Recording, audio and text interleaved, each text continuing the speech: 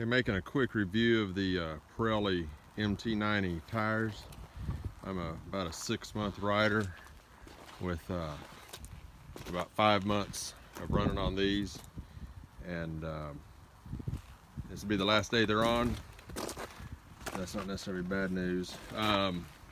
These things are excellent. I've had them in rain. I like to fancy myself that I'm training, what is that, moto gymkhana or whatever, in parking lots. It's like barrel racing. And anyway, so I was trying to get good by training that, and I could do that in the rain in these things, and they would stick. They apparently, I mean, I can't tell any difference between stick in the wet and stick in the dry. So they are excellent, and they're called dual sport. I think they're 80/20, 80 street, and that's pretty much correct. My issue with them is that one thing I like to do is run power lines, and right over that hill is a monster valley with a way big hill on the other side of it. It goes way deep, and it's loose gravel.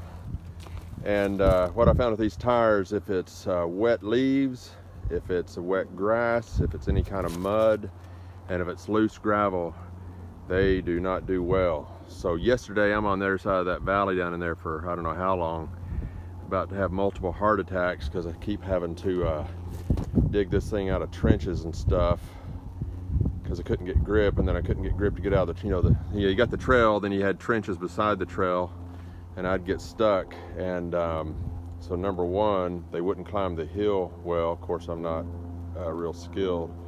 But number two, when I get in trouble, it was me digging this 250-pound bike out of those things, and boy, I was so thankful to get out of there.